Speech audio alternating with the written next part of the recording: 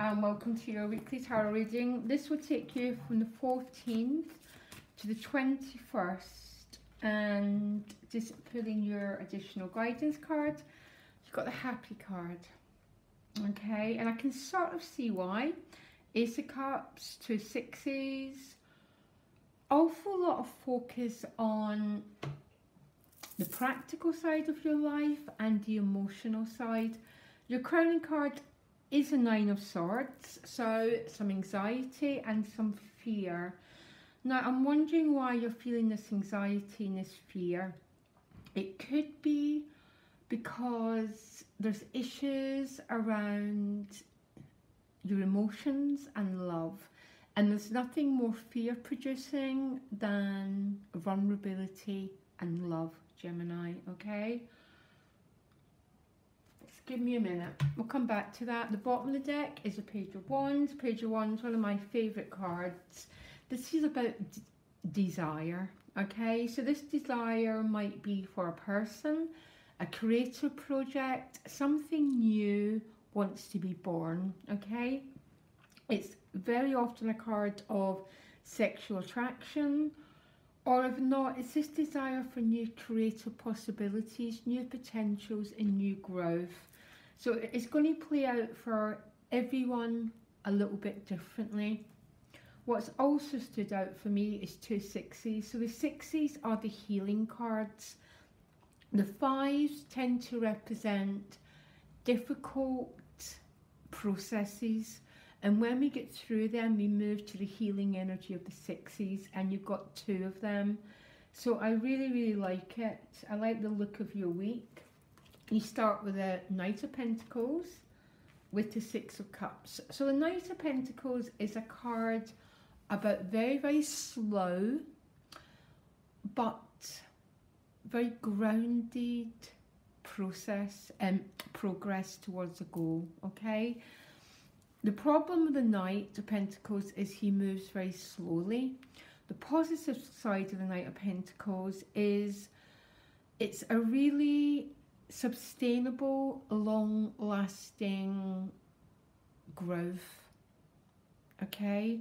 So it's got a difficult side and it's got a very positive side. I tend to love the Knight of Pentacles when it's I don't like waiting for the Knight of Pentacles, but I love it when it happens because it's got an authenticity to it and a realness to it. It's got quality and depth. It's with the Six of Cups, so this could be a reconciliation with an earth sign person. It's not gender specific in any of my readings, even my private readings. I don't do the cards that way. But the Six of Cups tends to speak about reconciliation. It's about hitting the sweet spot in life. And the sweet spot in life is about our joy, okay? It's about our joy, it's about our self-expression, and it is about, tends to be about getting what you want, okay? So there's nothing interesting combination of cards because they blend together your emotional world with your practical world, and I like when that happens because it's not, I just like when it happens because it's very real and very genuine and very progressive. And right next to it we've got the World card. So the World card is the last card in the deck, which means there's been a completion of some sort of life cycle. It doesn't have to be anything major in the external world. It can be an internal process that's completing itself. I'm not sure, but some of you might be receiving really good news that's about travel, relocation, completing something so something new can begin. It's with the Queen of Swords. So the Queen of Swords might be you, actually, Gemini, or another air sign person, or you've learned to navigate your way in the dark, okay? Because the Queen of Swords, as you know, has got her spiritual eye wide open. So she's got this vision. She's got a greater vision for her destiny. But even deeper meaning of the Queen of Swords is the heart chakra. Because the heart chakra is governed by air, which means it loves in a way which is free. And that is what love is. We tend to always see the emotions as our love nature, which is true, but love is a freedom, and love gives space, and it gives space to allow itself to be revealed in its own time, in its own place. And that is what love is. Love is not sentiment. It's a freedom of your soul. So I absolutely love the Queen of Swords. The most misunderstood queen in the whole deck. Okay, because she's got this grander vision, and love cannot exist without the Queen of Swords energy. Okay, her other side is she's got the ability to cut through people, places and things that take away her energy, that take away her power. Because that's who she is, and that's one of her gifts. Without the Queen of Swords, our life is a mess. It's a mess of unfinished business, uncompleted projects, and the Queen of Swords is this great power, Gemini, that we all need. You then move on to 2 earth elements. The 3 of Discs is a card of cooperation and working as a team, okay? One of my favourites, again, is with the 10 of Discs. So I think it's safe to say there's some good financial news coming for you, Gemini. It might involve working with others. There's a pulling together of energies. When we don't have the 3, sometimes we're working in opposites with people. We're in conflict. We're in that 5 energy. The 3s are a card of meeting in the middle, to try and create something new and try and create something better. This could be a new job, it could be a new work project, or it could be a relationship issue. But the 2 of you are pulling together in a way which is free, in a way which is open, which allows sharing to happen. Okay?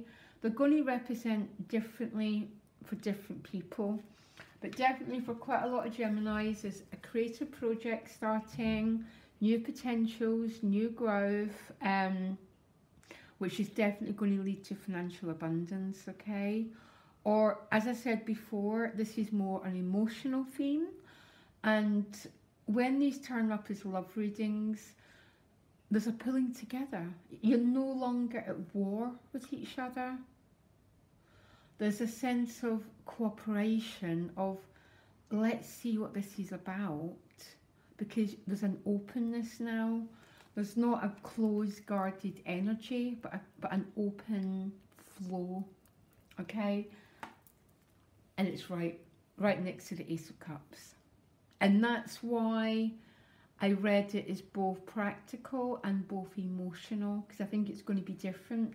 Because the Ace of Cups is the eye of God shining through the heart. It's the mind and the heart moving into one.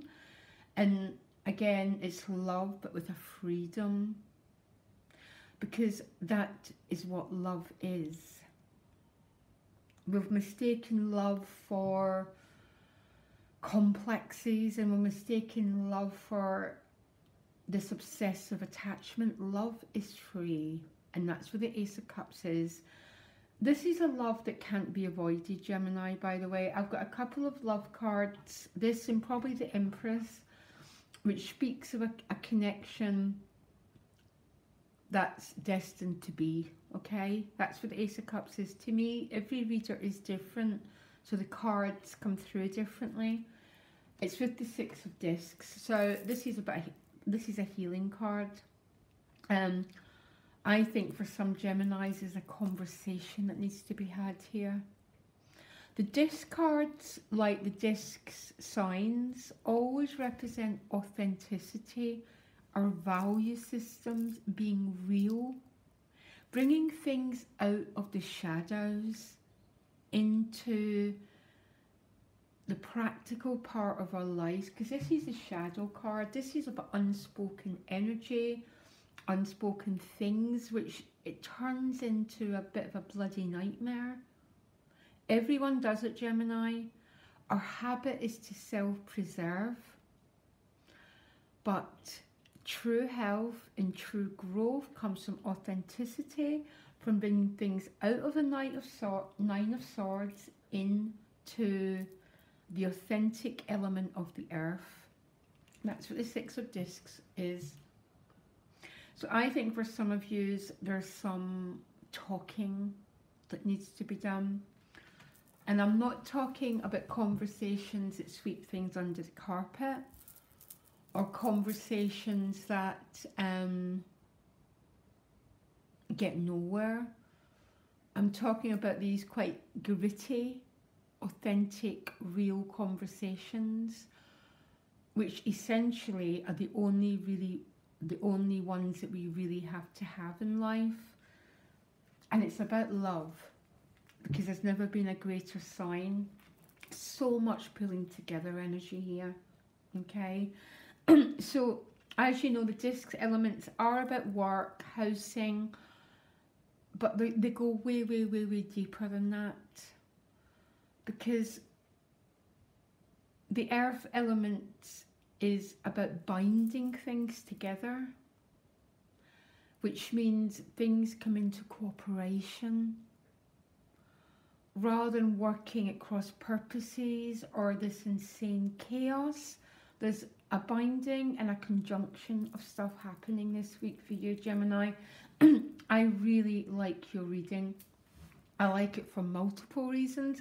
I love it when the earth and the water element come together, and a bit of passion here. I love the fact you've got the Queen of Swords, because you've got this freedom in your soul, okay?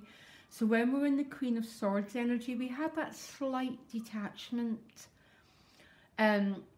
A slight detachment, but it's that slight detachment which gives us wings to fly, and which gives us that energy of freedom to express ourselves.